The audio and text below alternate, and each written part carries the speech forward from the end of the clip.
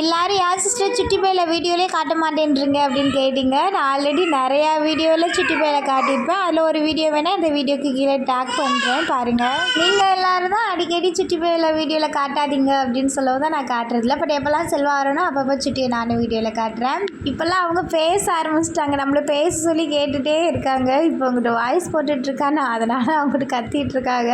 காலையில் கோழி சேவல் அடிக்கலான்னு மாமாவும் அத்தையும் விரட்டிகிட்டு இருந்தாங்கன்னா ஆளை பிடிக்க முடியல, எஸ்கேப் ஆயிடுச்சு. அதோ நேற்று வச்சு கருவாட்டு குழம்பு இருந்தது தான், எக்ஸ்ட்ரா கருவாட்டு மட்டும் பொரிச்சாச்சு. கருவாலாம் எனக்கு ரொம்ப பிடிக்கும். கல்யாணத்துக்கு முன்னாடி அம்மா சாப்பிடாதேன்னு திட்டுவாங்க. கல்யாணத்துக்கு அப்புறம் செல்வா கன்சீவ் ஆனதுக்கப்புறம் நீங்கள் எல்லோரும் சாப்பிடக்கூடாதுன்னு சொல்லிட்டீங்களா. பட் இப்போ எல்லாம் ஒரே கருவாடு தான், எனக்கு கருவாடுக்கு நல்லா பால் ஊறும் அப்படின்னு கருவாடு பொரித்து சாப்பிட்டுட்டு ஈவினிங் அத்தை சேவலை இல்லை நான் தான் சேவலை பிடிச்சி கொடுத்தேன். அத்தை அங்கிட்ட அப்படியே க்ளீன் பண்ணி சமைக்க ஆரம்பிச்சிட்டாங்க.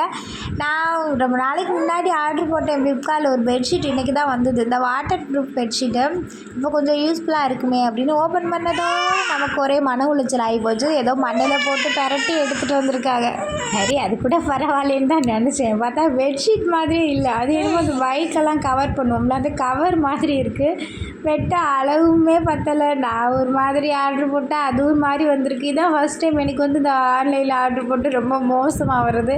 ஏன்னா ரொம்ப நாள் ஆச்சு நான் ஆர்டர் போட்டு, இங்கே ஒழுங்காகவே கொடுக்க மாட்டேன்றாங்களா. லேட்டாக வந்தாலும் ஓகே அப்படின்னு நினச்சி பார்த்தா மொக்கையாக வந்திருக்கு. அப்படியே மூட்டையை கட்டி வச்சுருக்கேன், ரிட்டர்ன் போட்டுக்கலாம் அப்படின்னு. மாமா சிக்கன் வாங்கிட்டு வந்தாங்களா, அதை சாப்பிட்டு அத்தை கோழி அதை சேவலை க்ளீன் பண்ணி சாப்பிட்ற வர செல்வா இல்லையேன்னு புலம்பிகிட்டே இருந்தாங்க. ஏன்னா எப்போவுமே கோழி அடிச்சிருவோம்ல, செல்வாவை தான் இந்த டைம் அடிக்கவே இல்லை.